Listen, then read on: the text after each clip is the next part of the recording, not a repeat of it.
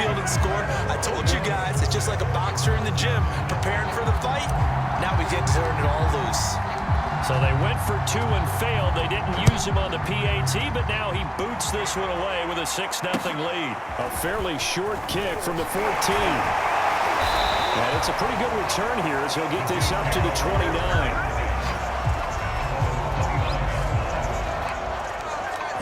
Back onto the field come the New York Jets for their second drive. They punted last time they had it. What steps, Charles, you think they have to take to make sure they don't do that again? Well, let's just go to the football 101, the trade expression 101. Win first down. Make 5, 6, 7 yards on first down and make it a 2nd and 3, 2nd and manageable. Keep accumulating first downs that way. Keep moving the football. You don't want to get behind the sticks because then the defense has the advantage.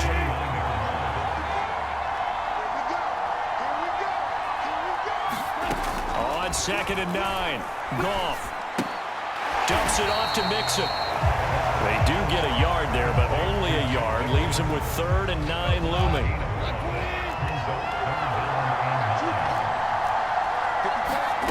Here's Goff. That is caught by Anderson. And he'll be taken down, but not before they work it across midfield.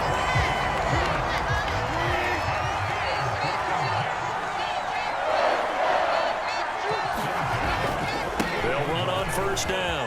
Nixon breaks through the contact, and he is tackled inside the 40, not quite to the 35. Usually we see runs like this as the defense breaks down later in the game, but this guy is setting the tone early, running through all types of tackles and putting the defense back on its heels. Now Joe Mixon. And nothing doing. He's immediately taken down at the line of scrimmage. No gain on the play. It'll be 2nd down.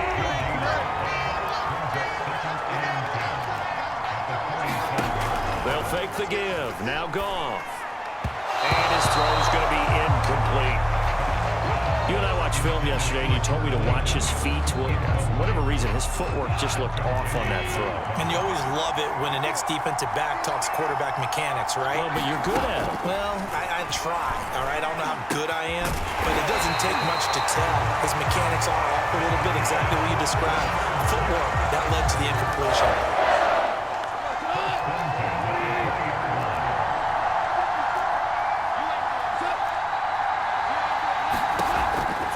Zone now, Goff, and that's going to be incomplete. Looked like they had an opportunity for a big play across the middle, but he didn't have the concentration or the focus necessary and dropped it before he could haul it in. To the air again, Goff. Wide open receiver, complete. And the Jets are going to be looking at 1st and goal as they move this down to the 4-yard line. The Jets with the football here to start the 2nd quarter as they go to work on a 1st and goal. Now it's Goff. That is into the hands of Perriman. Touchdown, Jets. 4 yards on the touchdown grab. And the Jets can take the lead now with the extra point. An extra point attempt to follow here.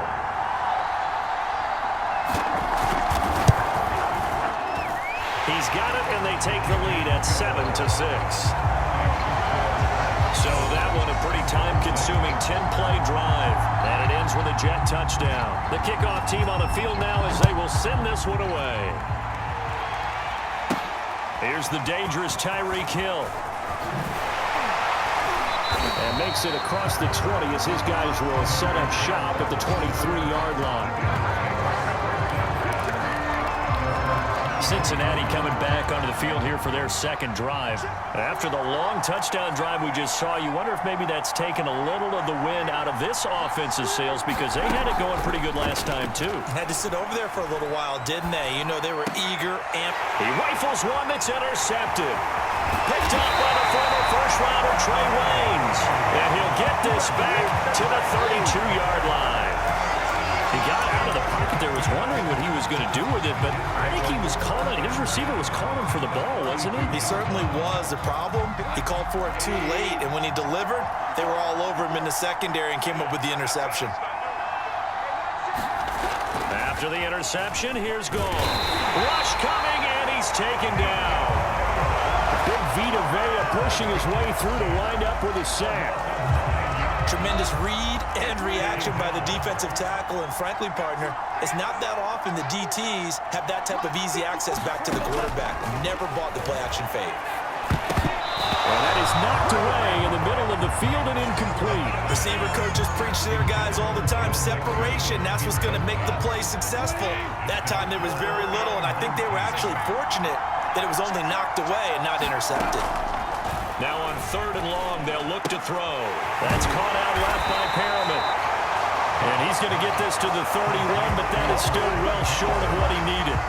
They do get 10 back, but still a ways to go on 4th. In so many ways, throwing the hitch route is actually one of the safer things an offense can do.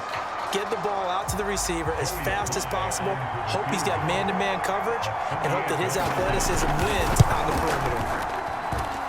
And this will not have the distance to get there. Short, no good, just under the crossbar, and this score will stay right where it is.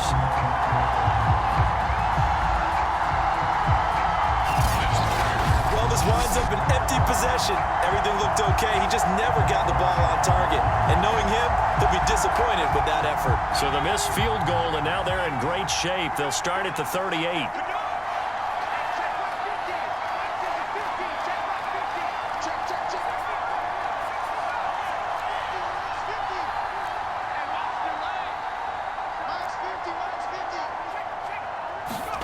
They go back to the air here after the INT on the last drive. Slings this deep from McLaurin. Yeah, man, it's caught inside the 10. Touchdown, Bengals. Terry McLaurin, 62 yards. And the Bengals are going to jump back in front. Well, you know he can be explosive, and he's ultra-explosive there on the fly route. And you know how many times we've talked to coaches and we've had quoted back to us, well, you know something? When you execute really well, it doesn't matter if they know it's coming or not. Well, sometimes athleticism beats you as well. He just took off and went. And that's almost like one of your Turkey Bowl games, isn't it? Just go along, man. I'll hit you. And it worked really well for them. And they'll have Herbert try and throw for it. And that is caught for the 2 points. And I guess that makes up for the earlier missed 2-point try here to get him to 14. Yeah, that aggressiveness, it reminds me a lot of when basketball first adopted a 3-point shot. And people were starting to realize that 3 for 2 was really starting to work for them. In this case now, maybe the 2 for 1 is coming into play in the NFL. Taken at the 15, a short kick. And a loose football. And the Bengals grab it. And he is going to bring this back inside the 20 to the 18-yard line. And careless with a football there on the kick return. And one thing I love about going to practices is trying to get around coaches and hear their catchphrases and what they really emphasize. We haven't been to a single one yet this year where a guy fielding a kick, you don't hear, tuck it away. And he's got it. Touchdown, Bengals. Cortland Sutton there to make the grab. And the Bengals are able to strike quickly to add on to their lead. And it was a tight window. He knew he had to rocket that thing in there. He got it done. And when you're able to complete one like that, your confidence has to just go sky high. You just mentioned it. Tight window, zings it in there despite excellent coverage. Result, touchdown.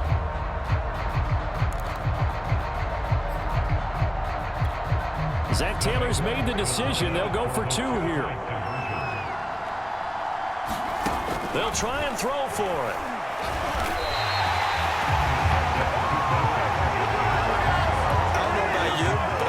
For a few years of 2-point tries and see what the data tells us, because a lot of teams want to throw the ball in this situation, this time unsuccessfully. I just wonder if maybe running the ball might be the way to go. With it moved up from the 3 to the 2, you would think maybe a few more attempts at running. I think stats over time may bear out that running the ball will at least be the equal of throwing it in that situation.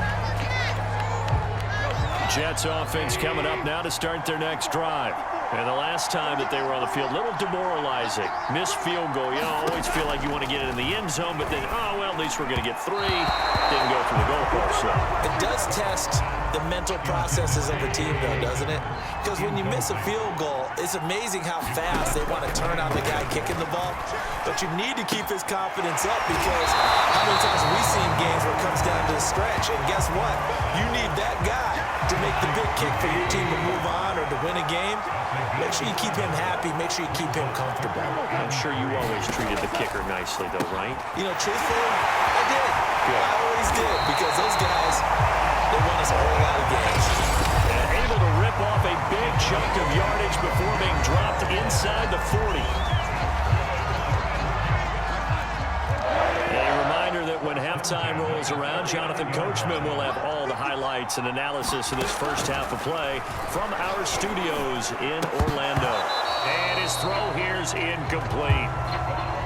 After the incomplete pass, here now is 2nd and 10. Goff throwing again. He's got Anderson on the slant. And they'll wind up getting this one all the way down inside the 20. That was a nice job there. Quarterback and receiver reading the pressure that was brought. They both knew it was going to open up the middle of the field. Nice little shake and bake at the line of scrimmage, got right into his route. And the quarterback hit him in stride, and he was able to run free after the catch. Got an open man, it's Ratley. And he takes it inside the 10 to the 8 before he's out of bounds. And that's good for a pickup of 10 yards. And that'll make it 2nd and a foot or so.